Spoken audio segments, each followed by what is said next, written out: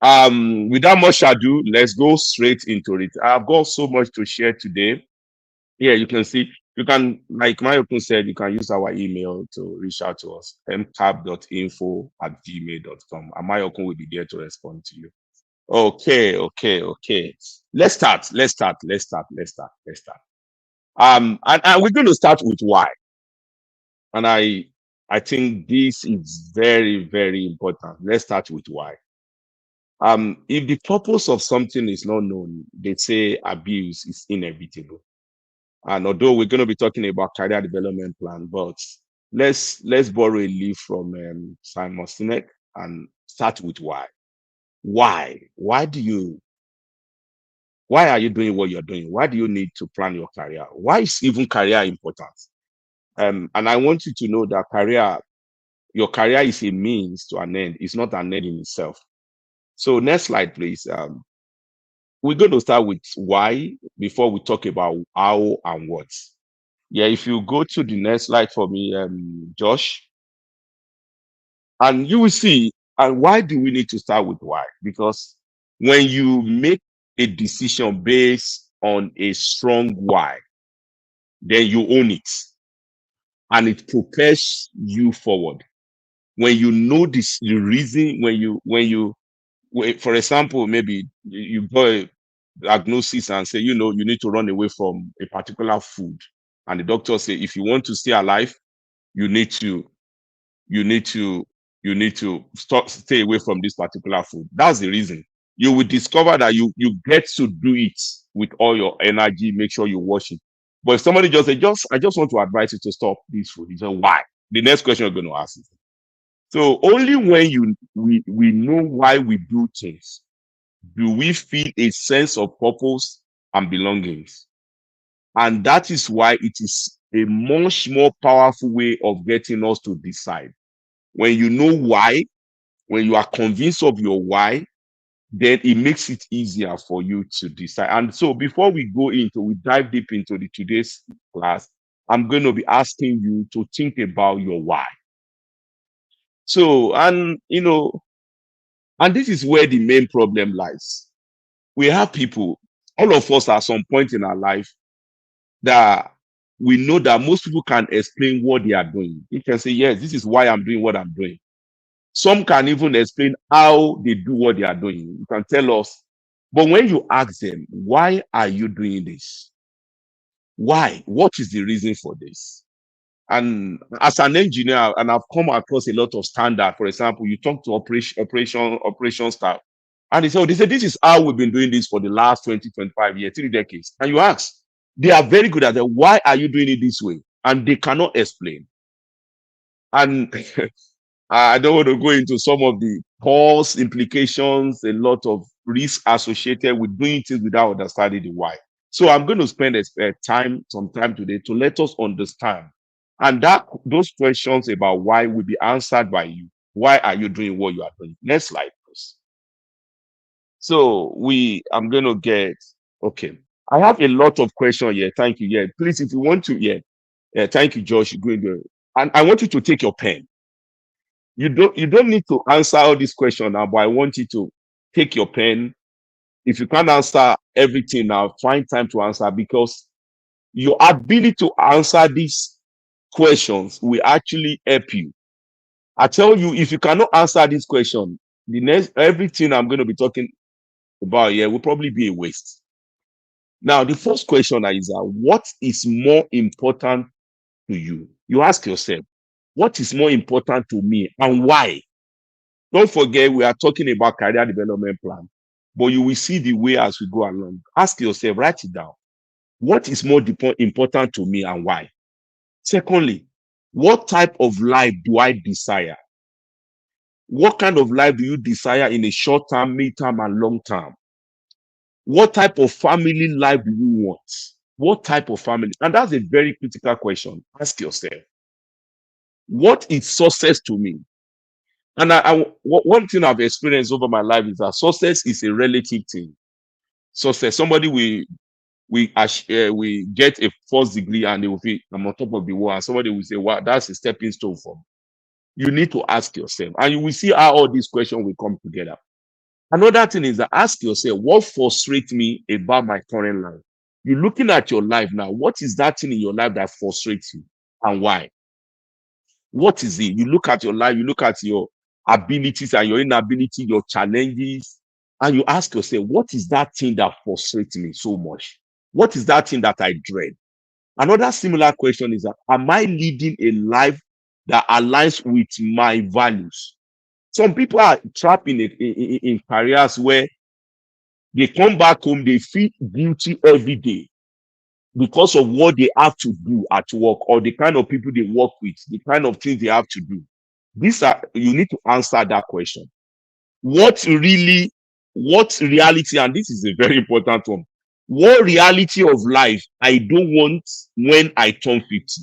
On your 50th birthday, what is that thing that you, a reality of life that you feel at 50, I don't want to experience this? It could be anything. I have my own. You should be able to be thinking about it. Somebody jokingly said that some people, when they are doing 50th birthday, everybody is sitting and they are the only one that cannot eat because they look at their life. They are not proud of what their life has been. So these are the questions you need to ask yourself. What legacy do I want to leave? And how do I want people to remember me? Am I on track to meeting my long-term financial goals? That is, if you have one, what kind of financial, long-term financial goals do you have? Like, do I want my children to have student loans? Do I want to end up in care homes? Do I want to be able to afford my life when I don't have the strength to work the way I work now? These are the questions you need to ask yourself sincerely. And another question, what's a regret I would not want to have at the end of my life? When you start having great children, great grandchildren, what kind of regret you feel? I don't want to ever have this kind of regret at the end of my life. What type of retirement do you want? Many people are not thinking about that. I know I have a lot of people here that probably immigrant at one point or the other. An average age of coming to Canada is about 35 years. I hope you have sat down to calculate what your CPP, I mean, the government old pension will be. It's about 500 and something, if I'm not mistaken, per month or so. And you have not started, you have not been contributing to that pot for so long. You need to be asking yourself, and somebody will say, why are we asking all these questions? We are talking about career. You will see now. Another last question is that, and I put it in red, with my current career trajectory, what you are, after you've answered this question, the next question you're going to ask yourself, the last one is that, will my current career trajectory lead to positive answers to the preceding 11 questions? And let me tell you something, your 11, you can add to this 11 questions, you can add more, but the last question you should ask yourself is that, will my current career trajectory, what I'm doing now, how I'm planning my career, will it lead to positive answers to all these questions? I leave it to you whether yes or no. If it is no, where the next steps will probably help you. And if it is yes, probably you can just go and do something else and enjoy your weekend. Or just be here to share us up. Now, having answered all these questions, let's dive in. Let's dive in. Let's dive in. Let's dive in. Let's dive in. Let's go. Career development plan. And um, in my past life, I was in academia. I was a researcher. I was a university professor in the UK, teaching civil engineering and all the like. So I moved to industry when I got to Canada, and I joined my current company about, I'm going to be 7 years by September. And in six, and I'm saying this to you, and I'm free to be vulnerable here. I joined as a, it was just a risk taking about that, and I felt okay. They were just like, oh, we are not sure. Coming from industry, academia, do you have industrial experience? You've not been consulting and all that. But thank God for the guy that decided to take a risk on me, and the risk was taken. And I sat down and looked at myself. I've been at the end of, at that time, I already have a PhD. I look at my age. I look at my children. I have 3 children. I look at my life, and I ask myself. Initially, I wanted to go to academia because I was in academia, but I got here. I look at what they were offering me in academia, Like, and I was supposed to go back and do postdoc. I look at that. Average postdoc salary was about 40,000. I look at my age. My first daughter was about 7 years then. I looked at myself and I asked all these questions. And I just know that in the next 10 years, I will not be enjoying my life. And I look at my kids.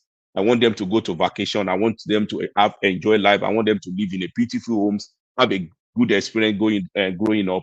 And I'm looking at my pension. I'm looking at my beautiful wife. Will I be able in the next 10 years? Will I be able to put smiles on her face? And I'm looking at my family, my dynamics, and everything. And I just knew that career in academia was not for me. Even though all my life I wanted to be a university professor, that's my goal growing up. But it got to that point in my life, I said, no, this is not for me. I tried industry, and industry will know because I don't have industry experience per se, so to say. So to cut it also short, I got into the company I work today. I came in like what we call EIT, engineer in training, which by my what I was coming in, I should not be at that level, but I took it anyway. And I sat down with my career. And these are some of the things I'm going to share to you. But to whet your appetite, do you know that over the last 6 years, I have I have I have had over 100% pay rise from when I joined till now. And this is not happen because somebody liked my face, somebody liked my color, or my work in a company that is owned by Santa Claus. No. And I'm telling you some of the things I did that put me in position to to to have over 100% pay rise in 6 years. And beside, I became an associate in that company after 4 years. It takes normally about 8 years to become an associate. About 6 years after, I became EDL. EDL is engineering discipline lead in that little area where they brought me in the discipline where they brought me in thinking I don't have experience. I don't have industrial experience. I became EDL. And EDL is engineering discipline lead, supporting a lot of business center, a lot of people across the province. I report to a North American discipline lead in civil conveyance. And I want to share with you, these are the things, what career development planning. And when you hear career development plan, think about intentionality. It is something you have to do intentional. And for the last over 6 years, I've also been a mentor. I mentor for Eric. I mentor some of you here are one of my mentees or one way or the other. And I've spoken with a lot of people. And when you talk about career development, they think it is something that the company should do for them, but it is something that their manager should do for them. And some of them have spoken with somebody that is actually angry that my mentor, I mean my manager, I was waiting for, he didn't do anything. And you are looking at other people in your group and they are growing. You are thinking your manager is doing something for them, he's not doing for you. No, I tell them, no, you have to be intentional about your career. You develop your career, you bring it in front of your manager to support. And if you have a manager that's not supporting your career, then you know you have a wrong manager. That's another problem you need to solve. Of course, and I will tell you some of the things how to do about this. That's just the background about this. And I'm so passionate about this to tell you this because what I've seen. I have to tell you for a fact, I have made my last 6 years to look like 15 years. I'm at a stage in my career where I'm considered to have been doing it for the last over 15 years by virtue of my leadership position, my earnings, and all the rest. And meanwhile, I built this by the grace of God in 6 years by being intentional, by leveraging what I'm going to be teaching you today. So that is that. I think that foundation is well laid. Now, career gap. Now, let me. I know many of you are here. These are the career goals in these guys. You ask yourself a question: when will it be my turn to manage, lead the team, or be the hiring manager? You ask yourself this kind of question: when do I get to be the boss? When do I get to be the one interfacing with the clients? When do I have? When do I leave the tactical level to strategic level? I've always been taking instruction. When can I give instruction? When can I be that? When and how can I be my own boss? Similar to one. How can I move from being an employee to an employer? Maybe you want to start your career, your business, you want to do something on the side.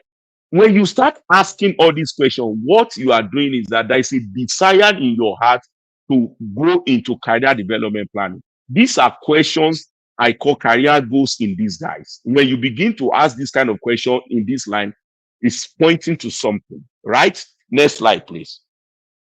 Um, what is career development plan? What is career development plan? Now, without much ado, career development, and I will define career development, and I'll design the plan for you. It's very, very important. Career development, it is the proactive, intentional. Please underline the word. It is proactive. You do it not after the fact, before the fact. It is proactive, it is intentional, and lifelong process. And I say it's a lifelong process. I'm in the middle of now changing my career plan into another direction. I'm doing it now. It's a life, because as you grow things, you achieve a milestone, you change it. A lifelong process of building a fulfilling and rewarding career. And I put the word fulfilling there for a reason. It's not just being rewarding. I love doing what I do. So people that are close to me here can bear with it. When I'm talking about what I do, even in church and everything, I do it with life, because I'm being fulfilled doing it. If you have a career that you are not finding fulfillment, you are in a wrong profession, you are in a wrong vocation. Trust me. It's not only about the pay, you have to be fulfilled doing it. Another definition is that it is a strategic set of actions you take to grow your career. That is, career development is a strategic. And I want you to underline the word strategic. It's a strategic set of actions you take to grow your career by building your knowledge, skills, and experience. It's a strategic, it's your own strategy for growth.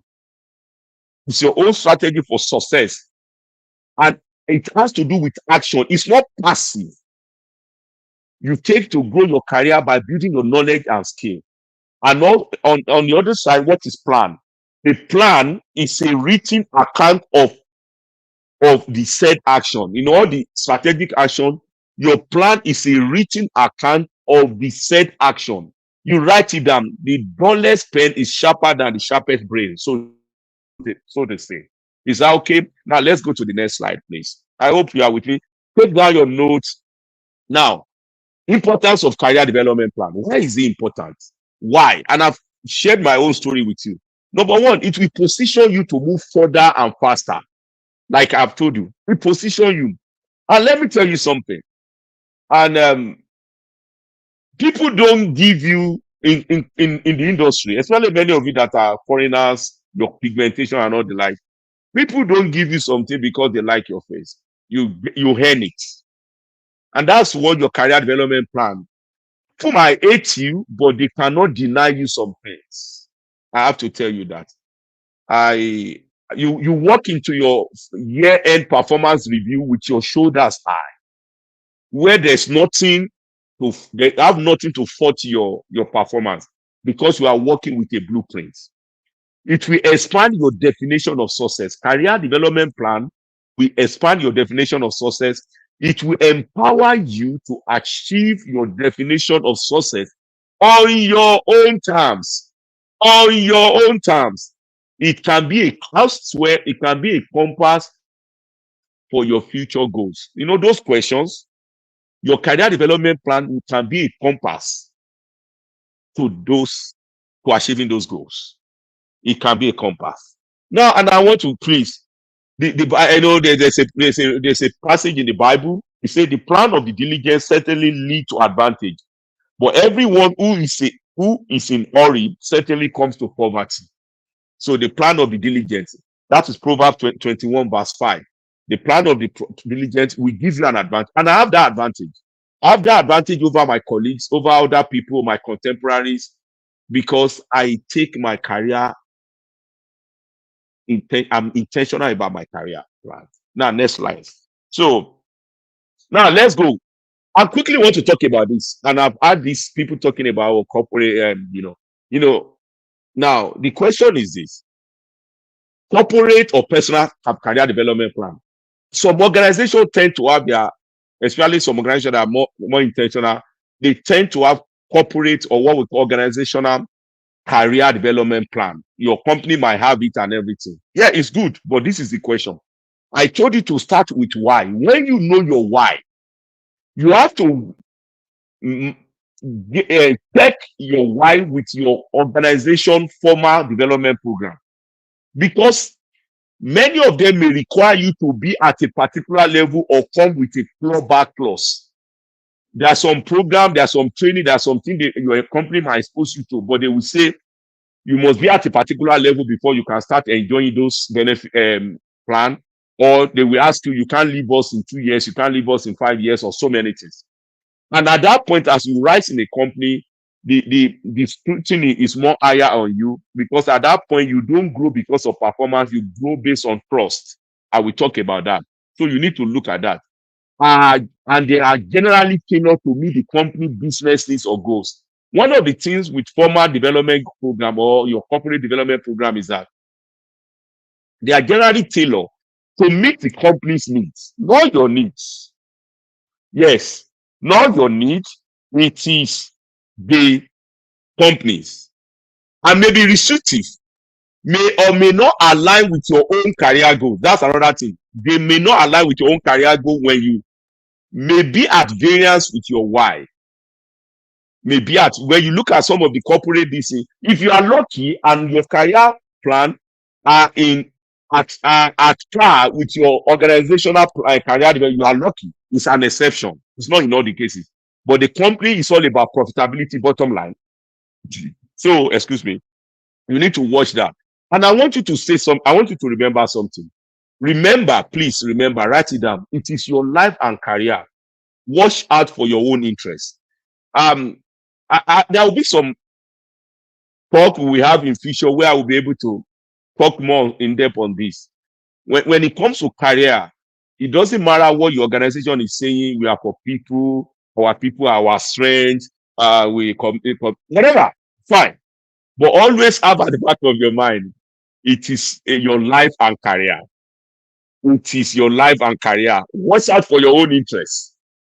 Don't be carried away. Don't be emotional about all this buzzword that this big organization tend to use to make you feel wow. You just feel like you just feel that sense of yeah, it's good, but always make sure that you are pointing towards your why. Yeah, a word is enough for a wise, but we leave it at that. Now, next slide, please. Yeah, so how to build career development plan. How? Now, let's go into how. We understand why. Let's go. How do we do it?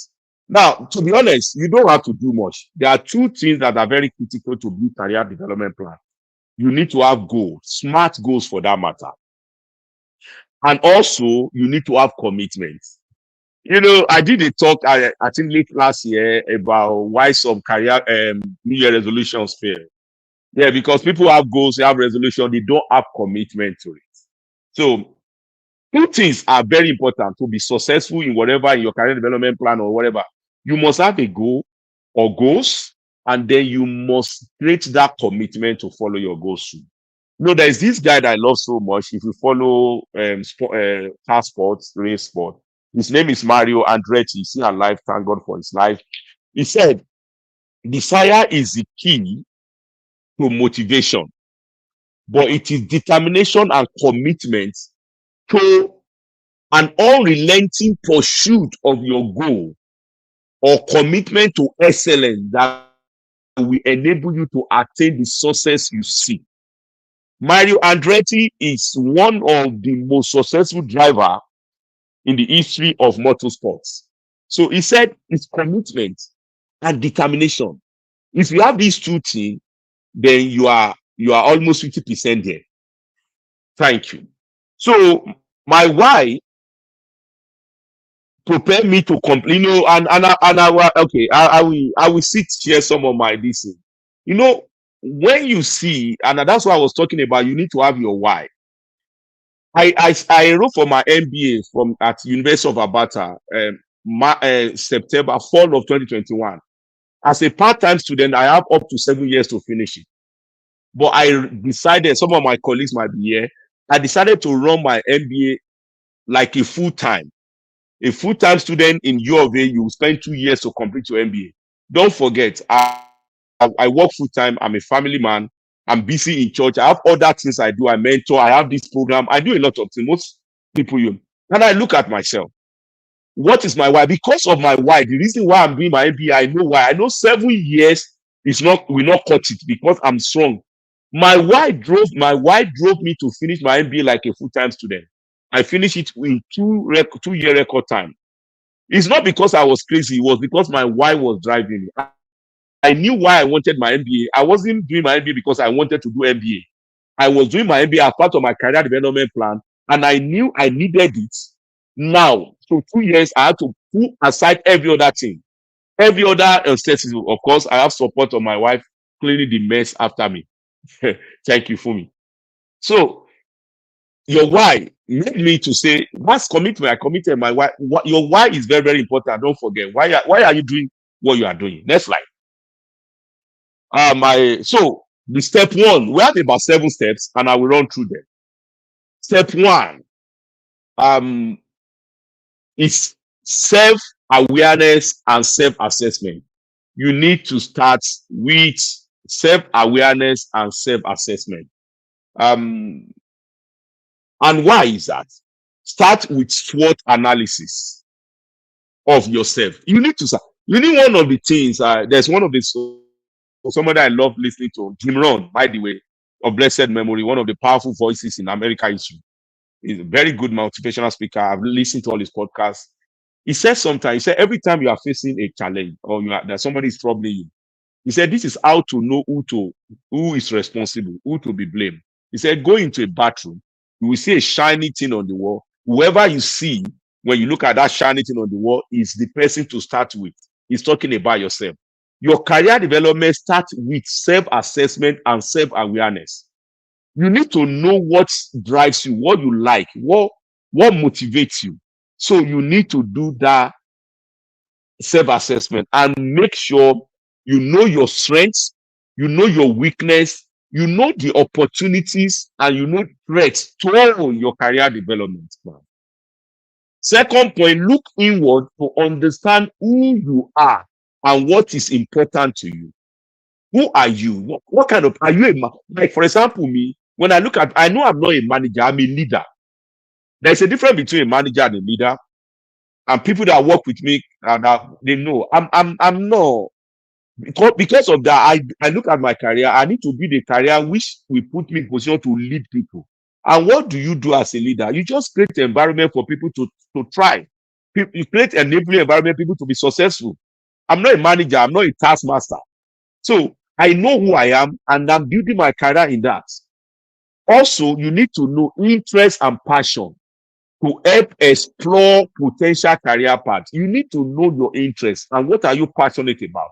What is it that they will wake you up at middle of the night, and your energy, your adrenaline level will go up. This thing will really help you. You need to know that. Your values and priority for career satisfaction. You need to know your value and priority. What are your value? What are your Christian values? What are your family values? What are your priority? And what is career satisfaction to you? The next thing, take leadership self-assessment. Is very, very important. Another thing you need to do is that, and many of you might not have done that, and I want you to write it down. Use tools like psychometric tests or system personality. My favorite is system personality. It was recommended to me by Dr. Samadeyemi. By the way, he's my mentor.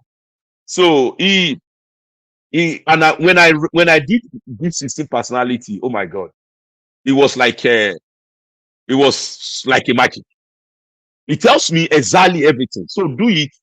I remember Dr. Samadeyemi said the same, that the day he did it was like, oh my God, this is the next thing that happened after the invention of TP. So 16personality.com. It will to learn, and what you do is that it will help you to learn about your personality, what drives, what inspires, and worries different personality. It will also let you know about a lot of people. Please, I want to encourage you to do that. You need to kind of do this. Please do it. It will tell you, when you see all these things, you'll be able to finish your own self-assessment. You know what you want, what you hate, you know what you dislike, and it kind of help you to plan your life. Let's go to step two. So step two, step two is critical parts, and I tell you, everything falls on this. Can you make it a little bit big, please? And just make me, yeah. So step 2, thank you. Yeah, one of the reasons why this step 2 is so important is that this is where you find out what you like doing best and get someone to pay you for doing it. This is where you are going to do that. You start with the black arrow. You enter this cycle with the black arrow. Explore. And how do you do that? Explore and brainstorm possibility that fits you. Based on level 1, you now begin to explore what are the possibilities that fit you based on the assessment of your self-assessment, based on your why. You talk to people, you read, you watch. There's so many information out there.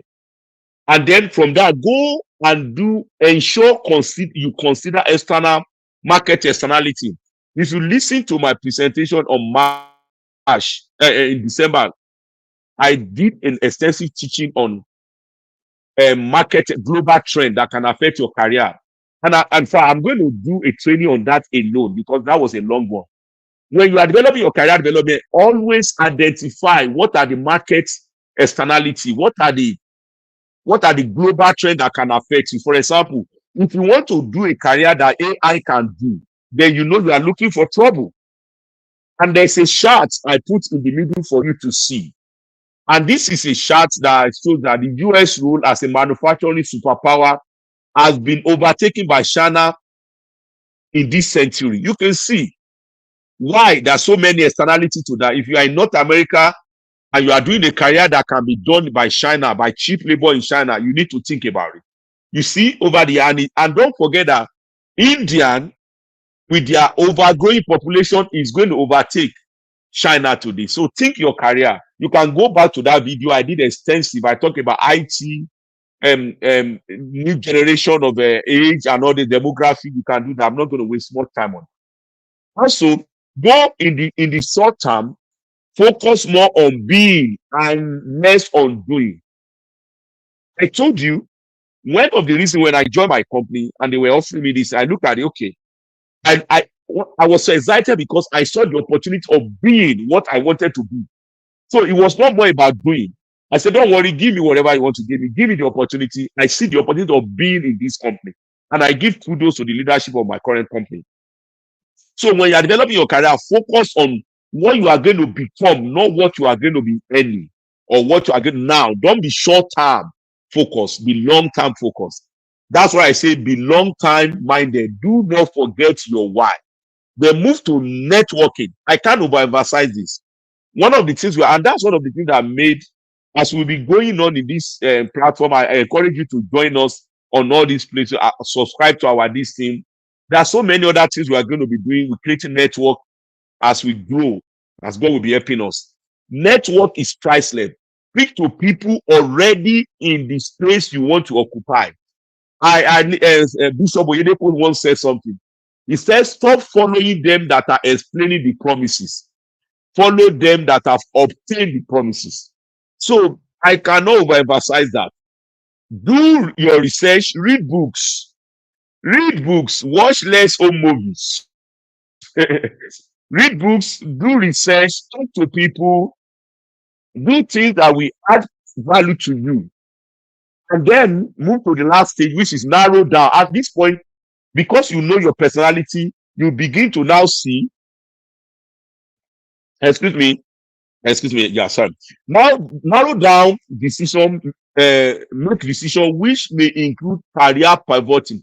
When you get to research, you might get to a point like I did when I moved to Canada 7 years ago. When I did this, I realized that no, academia is not for me. I decided to pivot. Say, no, I need to go to the industry.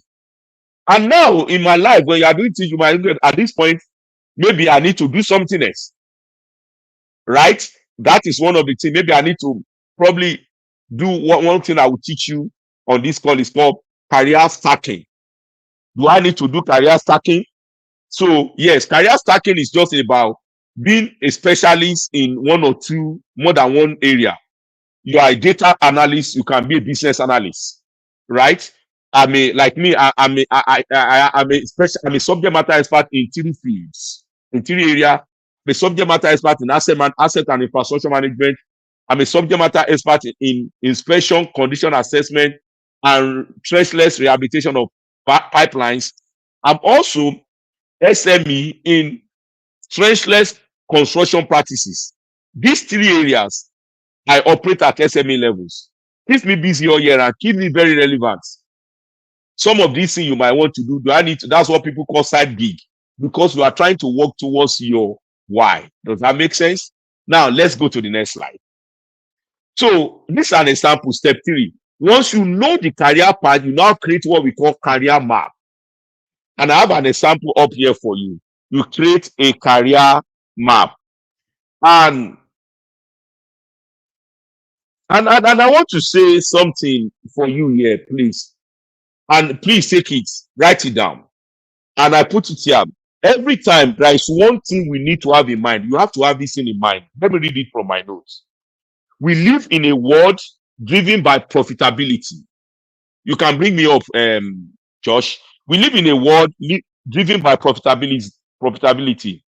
The reason why your employer is still keeping you is because they have not figured out a cheaper way by which they can get the contribution you are adding to their profitability. This may sound harsh, but it is true. The reason why you still have the job you have now is because your employer has not found alternative, cheaper way to do the work. The day they find it, you are out of the door. Don't be deceived by anything your manager or anything anybody is telling you. That is reality. It is all about bottom line. That is why you need to think about your career, plan it, and put the satellite on yourself, not on your manager, not on the organization. And by the time you realize this, and I will talk more about that, how to plan your exit strategy. Now, let's go to step 3. Step 3 is you create a career plan. And I have an example here. Let's assume you want to be a director or head of unit in IT. Now, how do you start? You start as a manual tester. You do the career plan. What do I need to do? How many years does it take me? What are the certification I need? Okay, I need to have software training, certification course, identify that. In your plan, you already know the requirement for manual tester, requirement for automation tester, requirement for test analyst or test lead. You know the requirement of test manager and director or head of that unit. You know it. You know the requirement, what you need to do. That is map, because it's going to go into your plan. You know the kind of exam, you know how they speak to each other. So that every year you know how you are growing. So you create a career map. I don't know any one of you, if you have not created a career map for your life, where do you see yourself in the next 5-10 years? You need to do this. It's very, very important. Create a career map. So, and you must research and document the requirement of each level. Another example, next slide, please, is it's career. This is another example of a career map. Yeah, you can do. Let's go to the next one. Let's go to the next one. Step 4. What do I do next? Research and build the skills, experience, and qualification needed. You need to research now, and then these are some of the questions you ask yourself. Skills and professional requirement. Do I, for example, an engineer, do I need to be a member of APEGA? Do I need to be a member of if I'm a consultant, I'm an accountant, do I need CPA or whatever? You need to identify all these skills. Experience. How do I get the experience I need? Do I need formal? Do I need informal? There's a lot of voluntary things there. Do I need to do that? Do I need to volunteer there? Do I need to do something on weekend? Qualification and certification. What are the certification and qualification I need? Professional affiliation or association. How? New academic program. Do I need MSc? Do I need MBA? Do I need to do PhD? And also be given to book. These are the things you do here. Now, be sincere and open-minded. They are going to tell you something. You know what will happen with this step 4? You will know what you don't know and know how to know what you don't know. These are the key things you will get from here. And I will cite a practical example for you here. About 5 years ago or so, I've been an engineer. I was doing civil engineering, conveyance, doing pipeline and those. I identified a niche in asset management, asset and infrastructure management. I told my manager, he knew nothing about it. As I researching, as I talking to people, that there is a market niche called asset management. I want to get into it. Tried talking to everybody in my area, and nobody was there. In fact, I remember there was a time I was speaking with my manager. I was laying down my plan, everything I'm going to do. He looked at me. He said, "Look, Gbenga." He said, I don't understand what you are saying, but you are so convincing. And because of that, let me know how I can support you.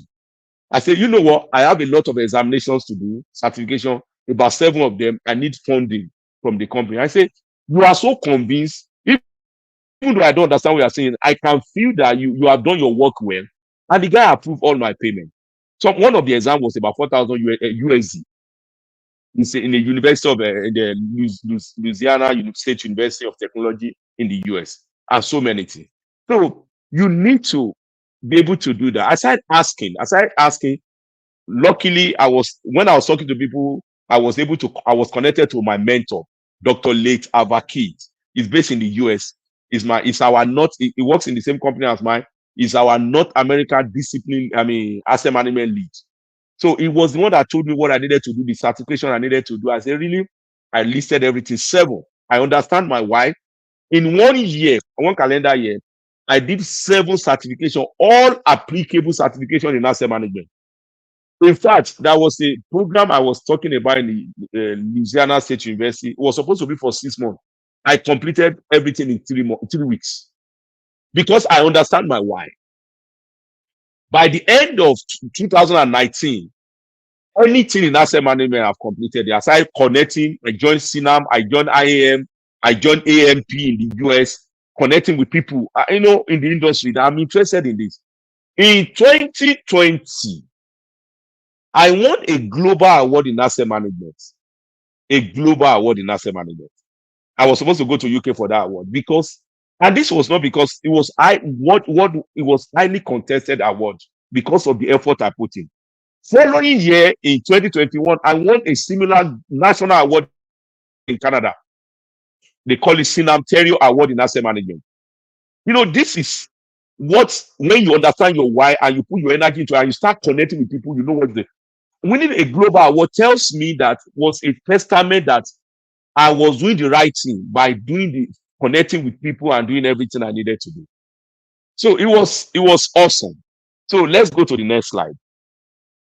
Now, I quickly want to ask, I added this one here is that when you are doing all these things, please do not leave and social skill behind. It's very, very important. Communication and social skill, when you are gathering all these things, it's not about the technical requirement of your career. You need to focus on social skills as well.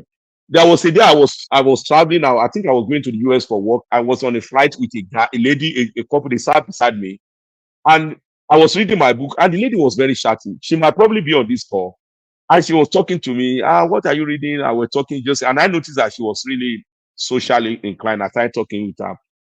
I got to know what she was doing. She was about to wrap up a master degree in U of A in integrity engineering, and she was actually looking for a job.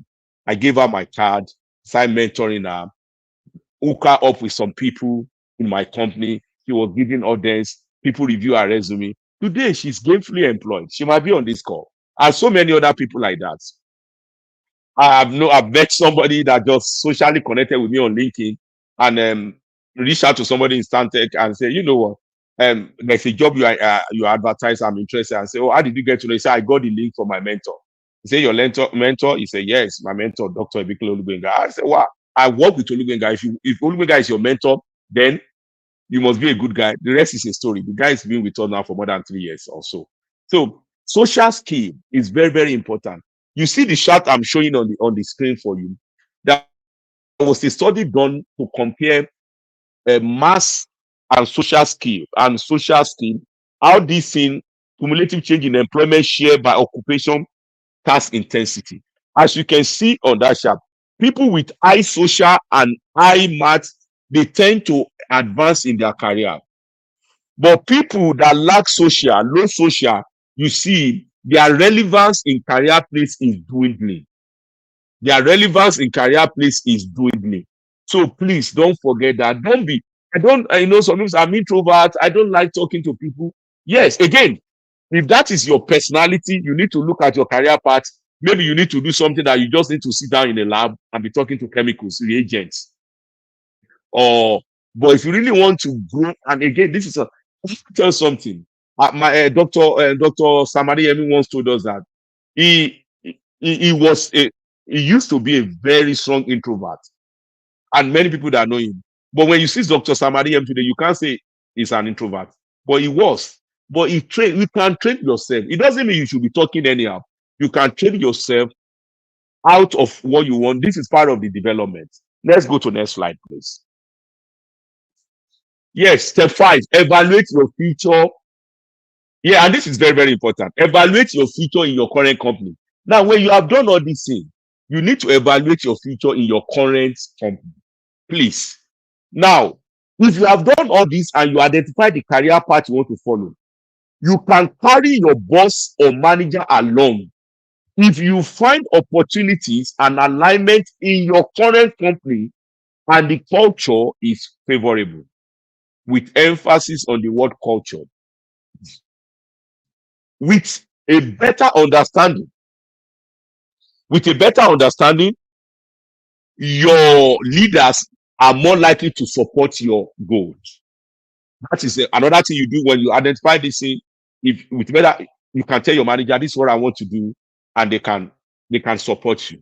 However, do not tell your manager or let your company know if the future you want is not at par with your current employer's business goals and objectives. If you notice that the goal you want for yourself, the kind of it's not in alignment with them, do not tell them. I want to beg you. No, keep it to yourself. You can look for sponsor, you can look for mentor or people outside your company. This is not to say you should not take your work seriously. You focus on your work, you do what you need to do, meet your current job objective. But for your career goal, do not tell them what you are planning. Immediately you are started, they begin to see you as disconnected, and it can affect you if you can't manage. It depends on the culture. In some culture, it won't matter. So, and start immediately you notice that your career goals are not in alignment with your current employer, start planning your exit strategies. Please start planning your exit strategies. Remember, it is your life and career. Do not be emotional. I said this earlier. Do not be emotional. Oh, I will let my team down, and they will think I'm not loyal. Oh, at the end of the day, when you spend 30 years in that company, they will send you a gift card of $500 and a card that they can't even take pain to sign the card. They will do an e-card that everybody will just, they can't take the pain to sign it. Everybody in your team will sign, oh, Mr. So have been so awesome. And then they send you out into the cold because it's a moving train. Somebody else has to come in. No, don't be emotional. Please, I cannot overemphasize that. So please, seller, please don't always remember it is your life. Yeah. Okay, let's go to the next slide. Step 6. Now, create an implementable action plan and hold yourself accountable. What is an action plan? An action plan is a detailed plan. When you've done all this, you need to create implementation plan. How you're going to arrive at your goal. A detailed plan, a action plan is a detailed plan outlining actions needed to reach one or more goals. It's a sequence of steps. Mind the word is a phrase, sequence of steps that must be taken or activities that must be performed well for a strategy to succeed. For a strategy to succeed. That is your implementation plan. How do I want to do it? Your exit strategy might also be part of your strategy, your implementation plan. Now, next slide, please. So, and by the way, your implementation plan should be smart. It should be specific, measurable, attainable, relevant, and timely. Now, the next thing is that is how do you create that action plan? You write a smart career plans and goal. You write it clear, make it plain.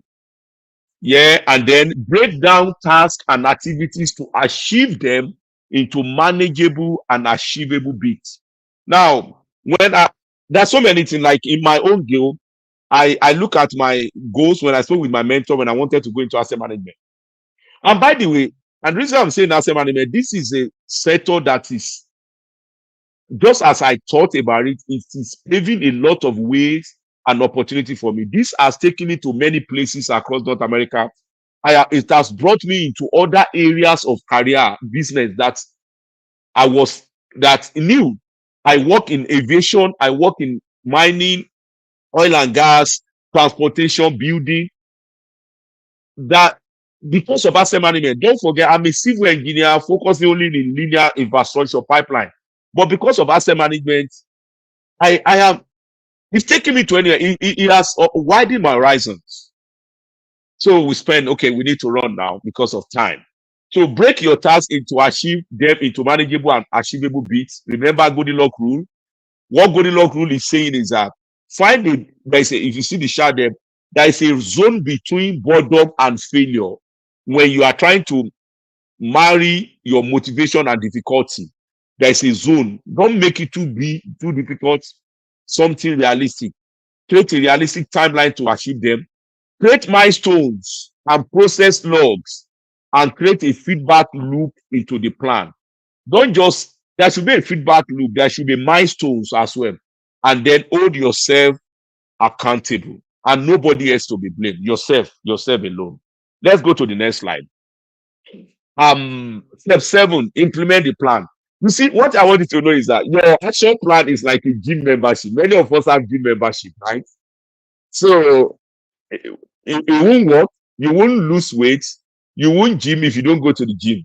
Because you have a gym membership does not mean you are going to lose weight, right? So use it. Now make it. I remember determination and commitment to pursue your goals. A commitment to excellence that will enable you to attain the success you seek. Implement your action plan. Just do it. Allocate sufficient time for the goals. Track and monitor your progress. Get accountability partner, please. I cannot. Your mentor can be your accountability partner. Your spouse can be your accountability partner. Just get accountability partner if need them. And also, don't forget to celebrate your milestone. People will see what is wrong with you. You celebrate your milestone. You complete a degree. Shout on the mountain top. Call your friend together. Have a drink. Go out to treat yourself. Celebrate it. Don't wait for somebody to celebrate you. Clap for yourself. It is your, don't forget, it is your life. Unfortunately, this is where many people stop. They fail to implement their plan, and we know the implication. Implementing next. Thank you. Now, number 7, step 7, be flexible. Allow flexibility. And I told you, I'm rewriting my career plan. I'm changing it because I'm seeing some things changing. My why is changing. I'm becoming more knowledgeable. I'm seeing some things. Some global trends are speaking to me. Reality, government budgets, decision. You don't know that. You not to know what is the government of my company saying. What is the tax system saying? Things you feed back into your career plan and start changing things. It need be. Allow flexibility. Change is inevitable. Review and reflect on at regular intervals your career development progress and make necessary improvement promptly.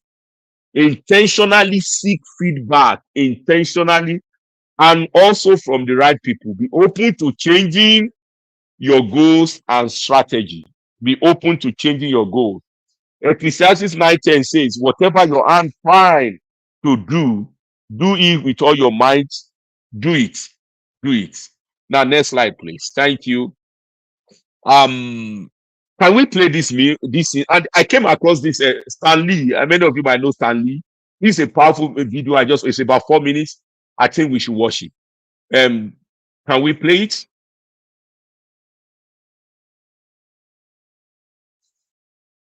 Yeah. Josh, can we play that? If you click on that video, we just play. Josh, are you there? So the system will not allow you to play. Oh, okay. It's a shame. Okay, let's go to that slide. Okay. No, this is the man that invented Spider-Man. Yeah, it was the man that invented Spider-Man, and he was telling us how when he started the idea, everybody was laughing at him. His producer then was saying that it was a dumb idea. And one thing that he said, When you are convinced of something, you have an idea, you are convinced of it, do not let any idiot talk you out of it. Do not, it doesn't matter how genuine their compassion. Some people are legitimately, they just worry, they are looking their fear to judge you. Oh, you want to start your own company. Oh, you want to leave your company. Oh, you want to start a new career plan. Oh, you are going to lose money. Do you know this? Some are legitimately right and they are being legitimate, but do not let any idiot talk you out of. Once you are convinced that this is the way to go, and give yourself chance to fail as well. And I will talk about that because if you don't want to fail, you are not going to do new thing. Okay, let's go to the next slide. Thank you. It's a shame that was watch out for that. See now before that, no, there's okay. I think there's something before this. There's a slide before this, right? Is it not? Okay, yeah, I spoke about flexibility. Okay, now having said all this, career challenges to career, there will be challenges. I face challenges, some legitimate, some roadblocks, some that make you go back to your drawing board, some that cause you pain. There will be betrayal. Your manager can betray you, your teammate can betray you. You know, circumstances can betray you. And also, and I'm not ignorant of that.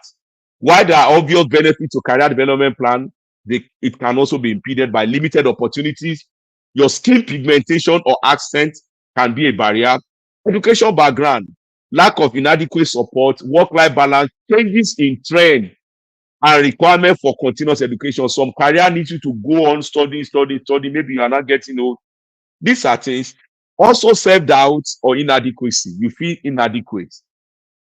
And my advice for you is that acknowledge these challenges and be better prepared to overcome them.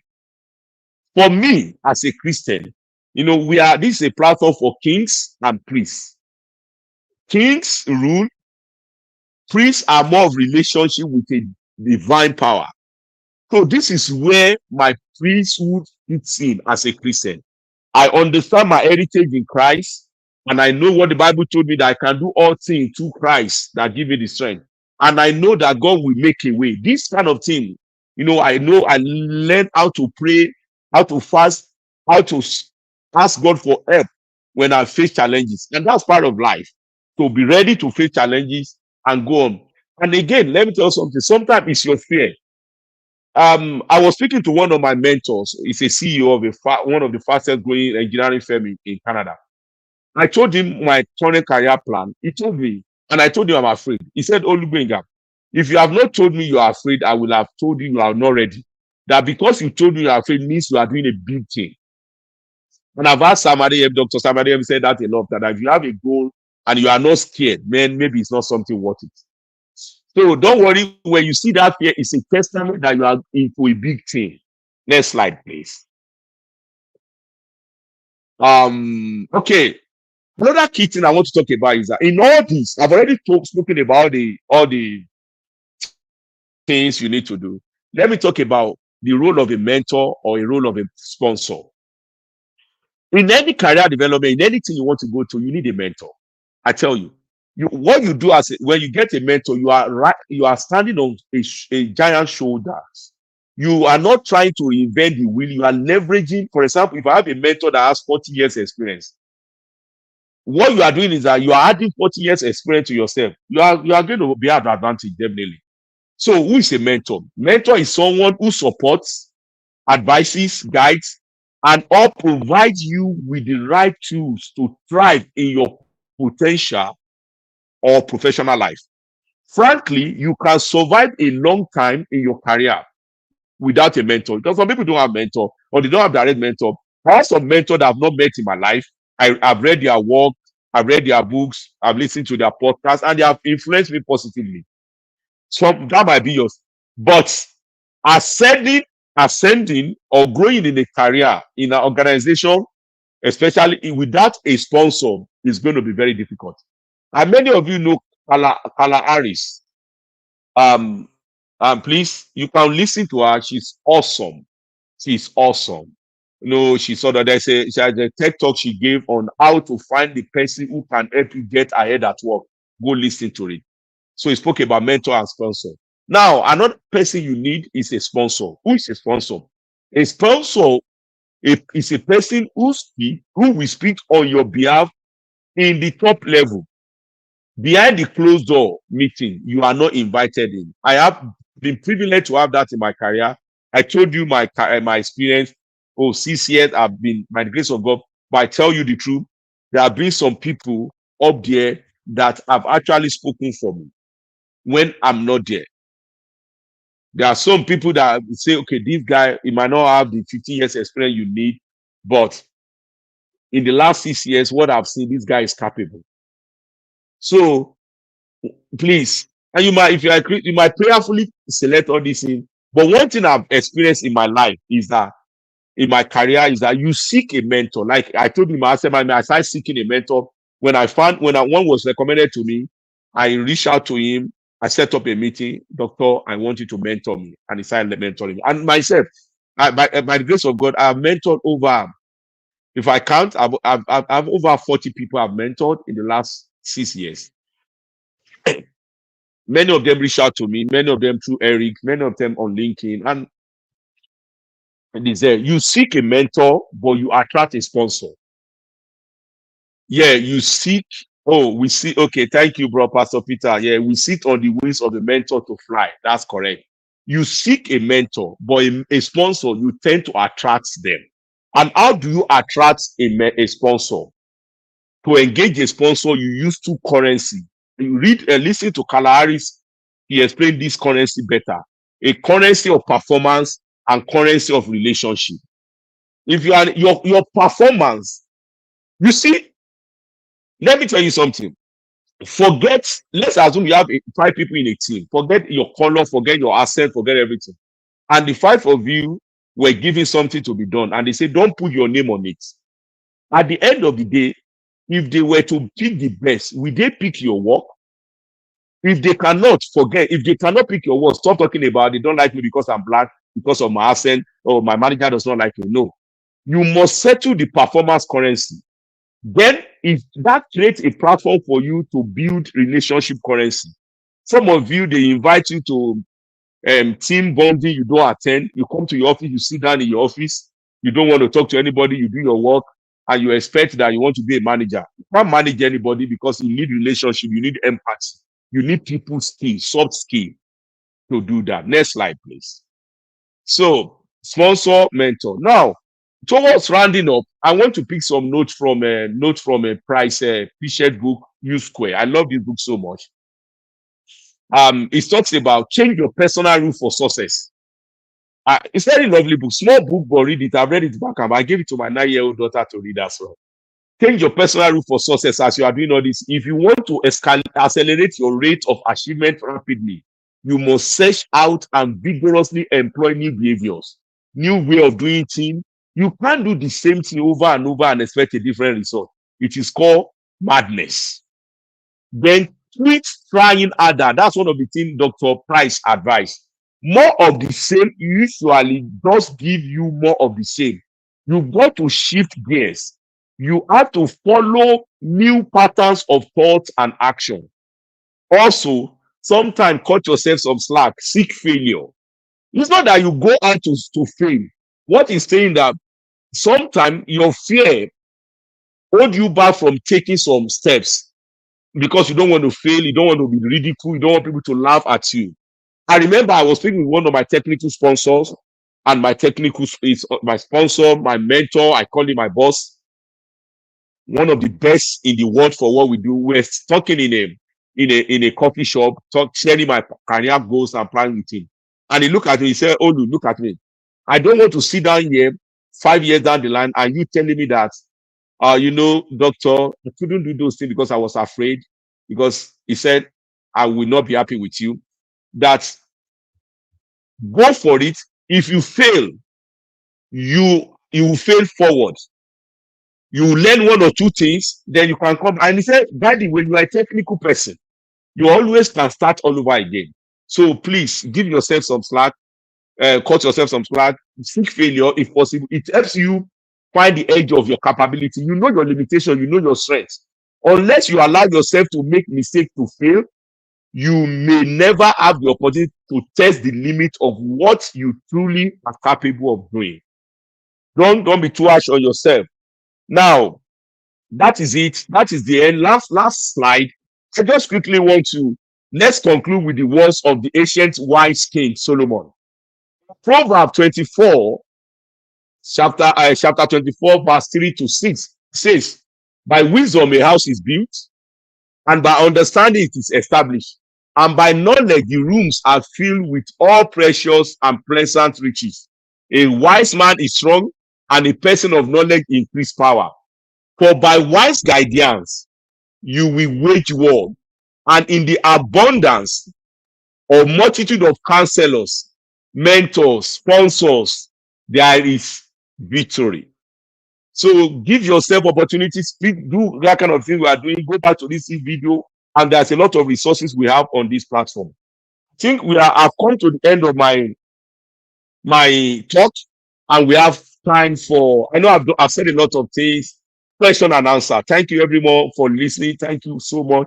And I want to let you know that this is on our YouTube channel. You can go back to watch and also watch other things we've done.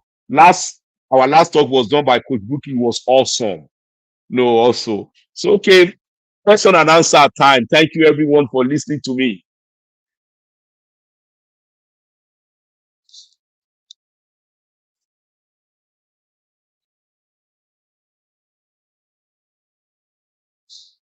You can put your question in the chat and we will see it. It doesn't matter the platform you have, we see your questions. It doesn't matter your platform. Thank you, Sister Famakide. Oh, sister, thank you. Wonderful presentation. Thank you so much. Um,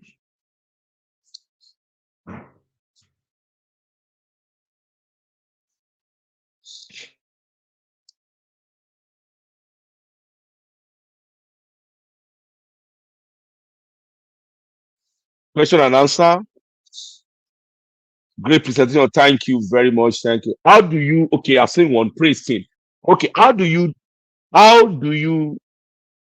do your approach? Okay, how do you approach a mentor to start your conversation? It's so simple. Yeah, how do you approach a mentor? Very simple. It's just like the way you approach anybody. I told you of somebody that approached me on the train, on the flight, and I've had many experiences of people that just reach out to me on LinkedIn and say this.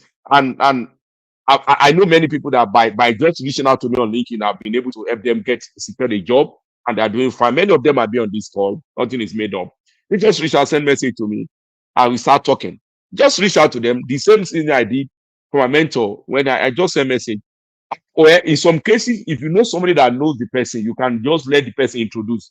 Recently, there's something I'm doing. I needed to get connection with some top people in the industry. I just reached out to my network. That's why you have to build your network.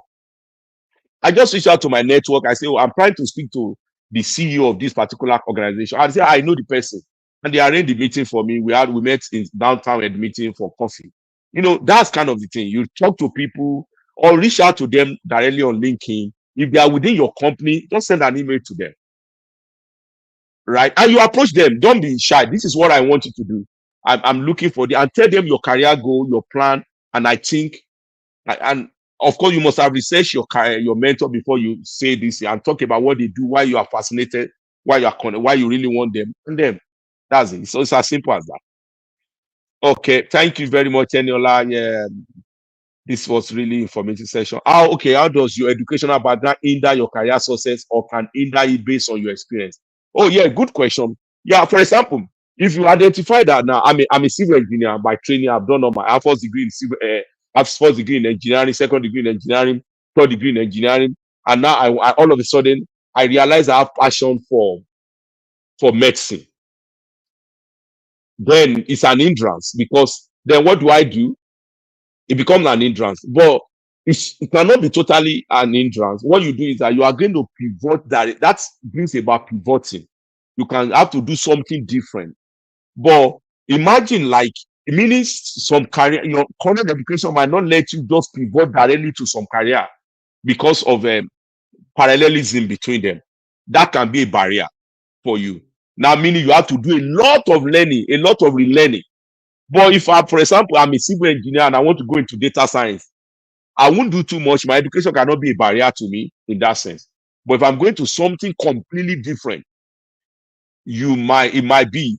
And also, it might also be talking to you that, look, your current education background needs to be rejigged. Like I look at myself, I'm a strong engineer, doing well in my career as an engineer, but doing asset management, I know that I needed to have business-centric ideology. So I enrolled for MBA. So that's the completely different pathway from engineering, right? So that's one of the ways it can be when you want to do something that your career, your current education is not directly an alignment with. Your education can be a barrier in that situation. But and I know if your question is that some people say that you are too qualified, that is nonsense. A good person should not say you are too overqualified, you are overqualification is nonsense. I don't believe in that. It's just a way to say we don't want to hire you. Okay. How do you transition? Oh, that's Professor Bridget. How can I answer Professor Bridget now? Thank you. How do you transition to a new industry? Let me read that question. How do you transition to a new industry differently from the one you are in, especially when you just have certification for the new industry but no work experience? Now, I will advise you to listen to my presentation. Go to our YouTube in December. Mayoko, you can put the link. I spoke about career pivoting extensively on that. I will encourage you to go and listen to it. I can't do justice to it. I did a whole session on how to do career pivoting. Yeah. So go for that, please. And if you have any questions, send an email to us. I will respond to you directly. Thank you. What advice do you have for someone that want to navigate but always put away by thought of failure? I've explained that. You know, the fear of failure. Someone once said, if you don't fight, you have already lost. But if you fight, you might win. And ice hockey icon in Edmonton, what's his name? I just forget his name. Grace or something. You know what I'm talking about. He said something that is very profound. That you miss 100% of every shot you did not take. I'll just say you come out of your comfort zone. Worst case scenario, you fail. And so, Dr. Samari said something. He did something. You can look for that. He said, how aggressive. Thank you very much. He said, you miss 100% of the shots you did not take. Somebody did a teaching on how to fail forward. Go and listen to it. You are not a failure. Failure is an event. It's an event. It's not a definition of your life. Many of us will fail in our lives. I've failed. That's something I've tried to do. But don't let your failure define you, because it's an event. Because you fail does not mean you are a failure. Go out of your comfort zone. I'm telling you, that's one of your why. Will you rather fail now or fail when you are 50 and you can't do anything? I will tell you something. I was speaking with one of the senior vice president of a multinational companies recently, and he's been in the company for decades. And he told me, I was sharing my plan with him. He told me, he said, I salute your courage. He said, look at me. I sit down sometime in my life and I ask myself a question that, would I have been better if I've not stayed with a company for like 30 years? He said, but I cannot answer that question. And because I cannot answer that question, I'm frustrated. Because I did not give myself a chance to answer that question. I never tried. He said, I've been in this country for 30. I'm not sure whether my life would have been better, whether currently I will be pleased with my life, because I never give it a shot. You don't want to be in that situation where you will regret. You will rather be, he said something, he said, I would rather be happy to say I tried, but I failed. When I moved to other company, I failed. Now I have to decide that no, I'm not going to change company again. He said, but I didn't give myself that lifeline. You don't want to be like that. You don't want to be like that.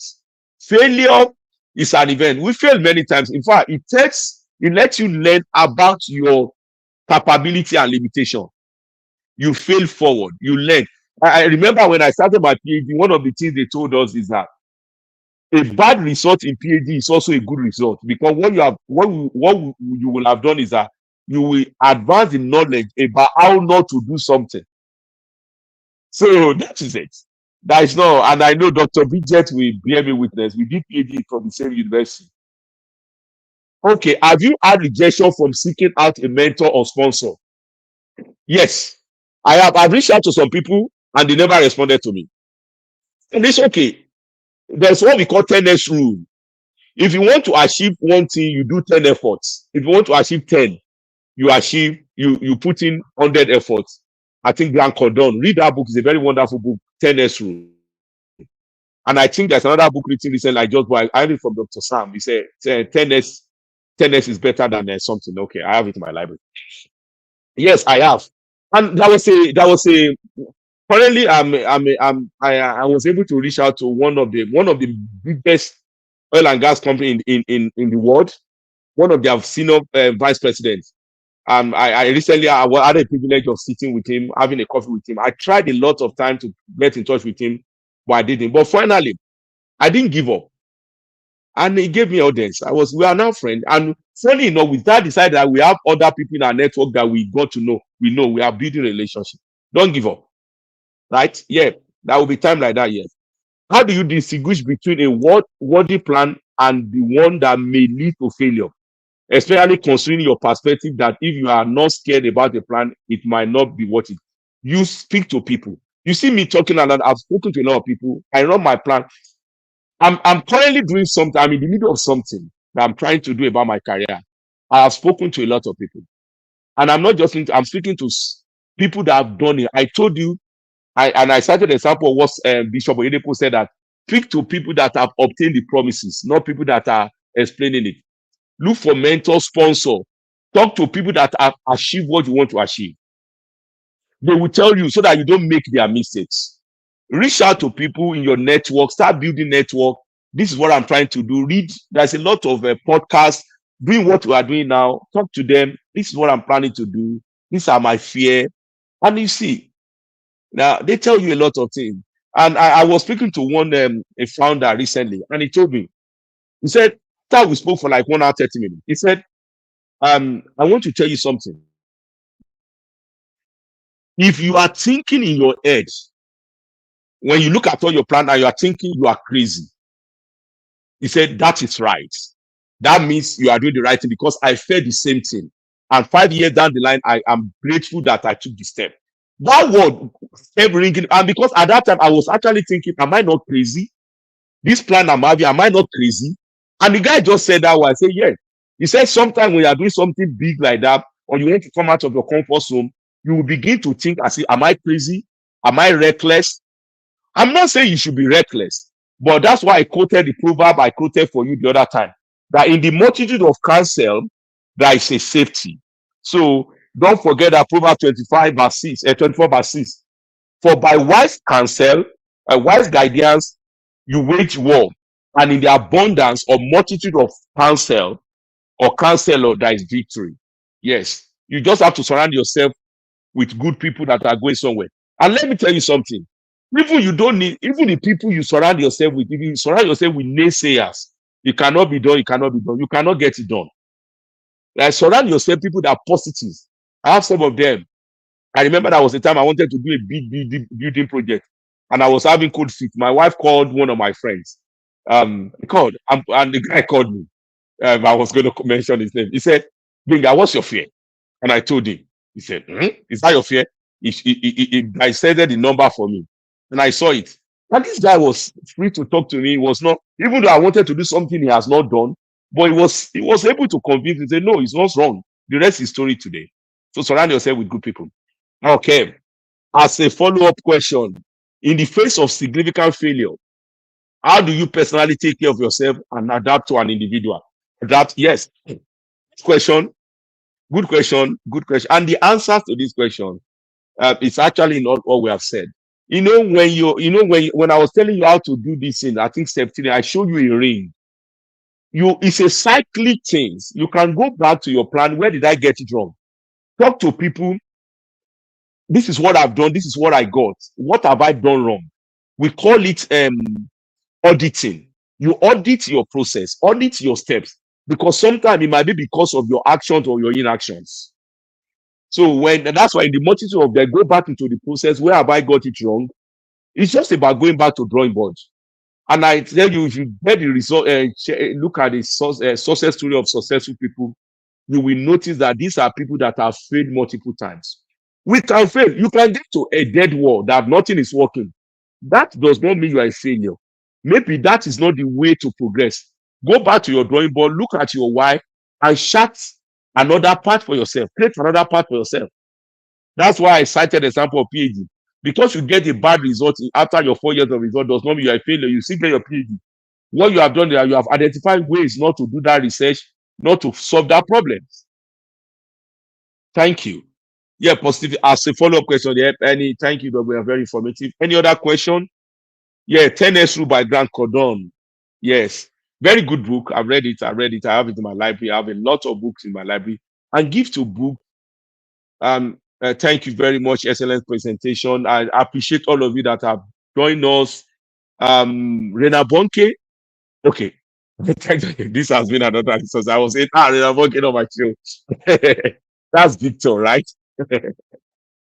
Yeah, thank you, everyone. And I think the last thing I want to say is that please, I cannot overemphasize this. We need volunteers and people that just want to do nothing, maybe 1 hour, even 1 hour in a month.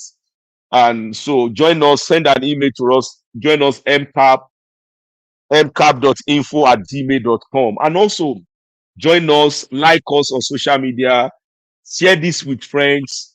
And in the absence of that's it, that's our time. Thank you, everyone that's saying thank you. I appreciate that. That kind of thing encourages me to do better. Our next presentation will be in June, and we are working to bring somebody. Yeah, thank you for showing that. We are looking to bring a different. You are not going to be hearing me all the time. We are working. Mayokun and team, they are working to bring somebody that you will advise you. But if you link yourself, if you join us, we will advise you as we progress with all our events. Again, thank you everyone for joining me today, for joining today. And I believe you have gained 1 or 2 things. And I'm always open. If you have any questions, send an email to MCAP. Mayokun will pick it up, or I can pick it up also. Josh also can pick it up. And I want to use this opportunity to thank everyone, MCAP team. Thank you so much for helping, for working tirelessly. Mayokun, thank you so much. Despite the time difference, show your face. Let's see your face. And all of you can come back to the studio, right? We are done. We are done, everyone. Let's give a round of applause for MCAP team that put all these things together. Yeah, you can just share us a clap, emoji in the chat. You can do that for us to encourage us. Joshua is the one. Josh is the one in the engine room. Mayokun is in Nigeria. I know the time now is there. Okay, thank you, everyone. Yeah, thank you, Mayokun. Thank you so much, man. And we have other team members that are behind the scene. We have somebody that designed all our flyers, Somi of this world. I don't know if Somi is here, and some other people out there. Thank you, everyone. Thank you, everyone. Thank you, thank you, thank you, thank you. Yeah, Law Useni, my boss, great presentation, and keep it up. Thank you. Yeah, I appreciate you all. I think in the absence of no other question, we can call it a day. So please enjoy the rest of your weekend. And don't forget to follow us, like us, share us on LinkedIn. I have a very good presence on LinkedIn. Thank you, everyone. Bye. Thank you. Thank you all.